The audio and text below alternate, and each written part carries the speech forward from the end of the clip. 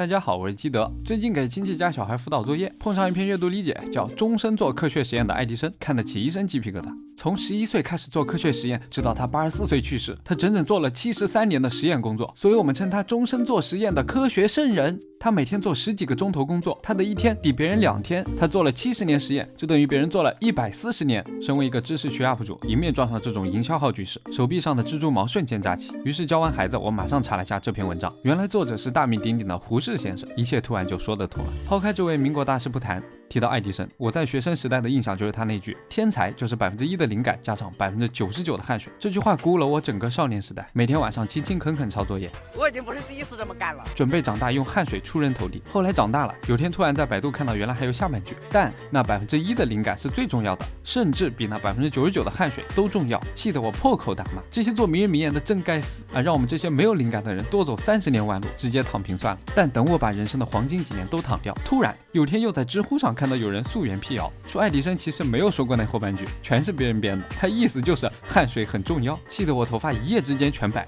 这些营销号真该死，又浪费我3年青春是吧？马上起床奋斗。又过了几年，我在视频行业扎根，闲下来深入了解了一下爱迪生，发现他的发明常常是在前人研究的基础上调整，去组织团队搞定量产和卖货，并最后成功拿下发明专利。被偷家的老实人只能憋着。比如英国同为发明家的斯旺老先生，他的天鹅牌电灯就被爱迪生直接用超能力解决买下专利就完事儿了。作为英国人心中真正的电气术，斯旺在1904年被国王授予爵位，并颁发休斯奖章与费米霍金等物理巨匠一同载入史册。了解完爱迪生，我突然又明白了，其实他成功的关键还是那1%的灵感，只不过是把别人99%的汗水建立在了别人1%的灵感上，再施加一点小小的商业震撼，最终才能取得世俗意义上的超级大成功。想了想，我把家里的智慧背囊撕得粉碎，又躺下了。但是今天我敢躺平，明天兄弟就敢提新车，我要成功，我要成功！为了深入学习爱迪生精神，我决定继续挖掘灯泡这条产业链的后续发展经过研究呢，我把目标锁定在了汽车上。为什么？因为每辆车都至少有4盏灯，8个灯泡吧，不管是燃油车还是电动车都得装灯。也就是说，只要把灯玩明白了，全世界车企都得给我打工。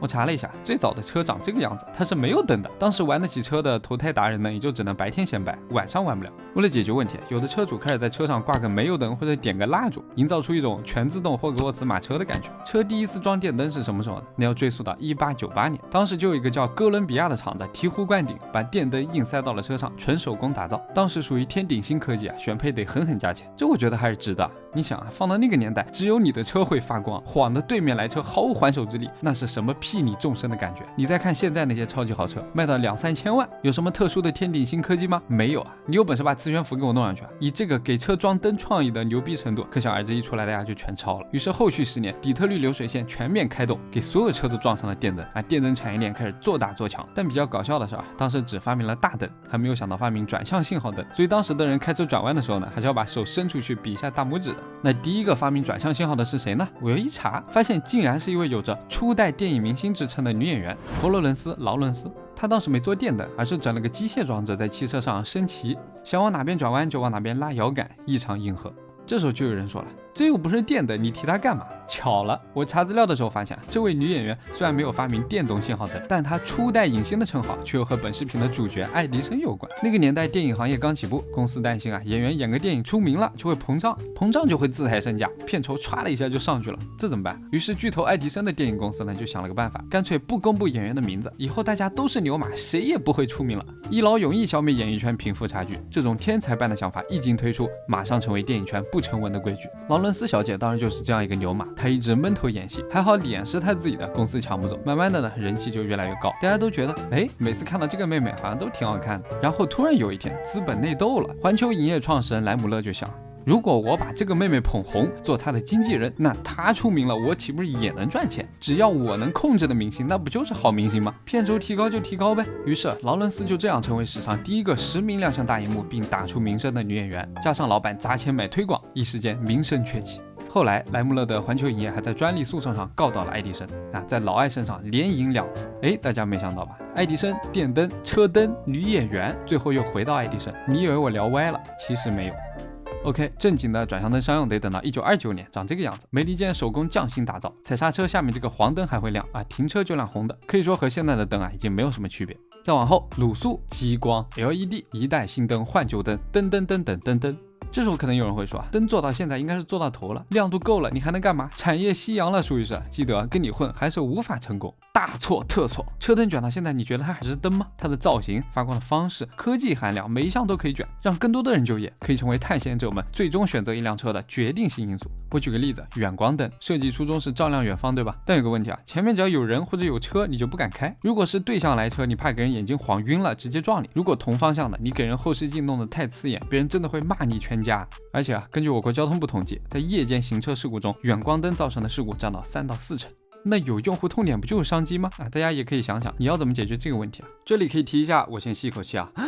全新一代雷克萨斯 RX 搭载的 BlendScan 极速旋景式远光灯自适应控制系统 AHS。这套名字就很高级的灯光系统呢，采用了独特设计，让灯光不仅照得远，还能照得准。当传感器识别出前方有行人、有车会自动把对应方向上的光线亮度调低到不刺眼的程度。牛逼吧？这种黑科技是怎么实现的呢？除了在一盏灯装多颗 LED 光源的那种小型化技术，还有更巧妙的内部结构。在 BlendScan 车灯上，雷克萨斯将传统车灯的反射镜设计成高速旋转的刀片式形状，通过不断改变反射角度，让单束光源在前方高速扫射，形成扇形的照明视野，有点像电视的显示原理啊。或者你可以看看《一拳超人》里面奇遇老师的认真系列之反复横跳，只要动作够快，一个人就是一堵墙。那么同样，只要反射镜转得快， BlendScan 只使用22颗光源就可以达到400颗灯源的效果，成为街上最亮的车。这种设计让驾驶员可以获得更大的照明角度和视野，还可以通过控制反射镜的角速度，实现精确到0.1度的光照角度调整和对应角度的亮度调节。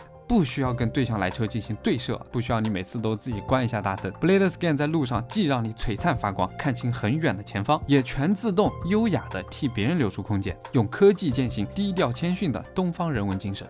玩灯，全新一代 RX 是拉满了。除此之外，雷克萨斯的安全系统 LSS 加 3.0 在各种道路场景的安全上也一直在卷。比如有一个叫 PDA 的子功能，当你开得好好的，突然有人过马路或者别的车硬塞，它就会第一时间帮你预判周围风险，并在松开油门的同时主动减速，进行微小且温柔的转向调节，在你右脚从油门挪到刹车这个时间差中间无感介入，辅佐你更好的规避撞到行人或者被低素质加塞偷加的风险。这个功能呢，不会生硬的抢夺你对方向盘的控制，而是去适应你的操作习惯，适配更多具体场景。因此 SS 加 3.0 又被称为高频智能科技。如果情况再紧急一点，真有撞上的风险，高频智能科技还要呼叫预碰撞安全系统 PCS 和紧急转向辅助系统 ESA 这对好基友来一起搭把手，在踩刹车阶段给制动系统再来一脚，增加额外的助动力，辅助车辆在必要的时候安全刹停。这个高频智能科技还有很多功能，像是 DRCC 动态雷达巡航控制，还有 LTA 车道追踪辅助，会在你偏离车道的时候发出警示反馈，并做微小的调整。在车距控制模式下呢，还能根据道路标志识别辅助系统 ISA 送来的限速信息，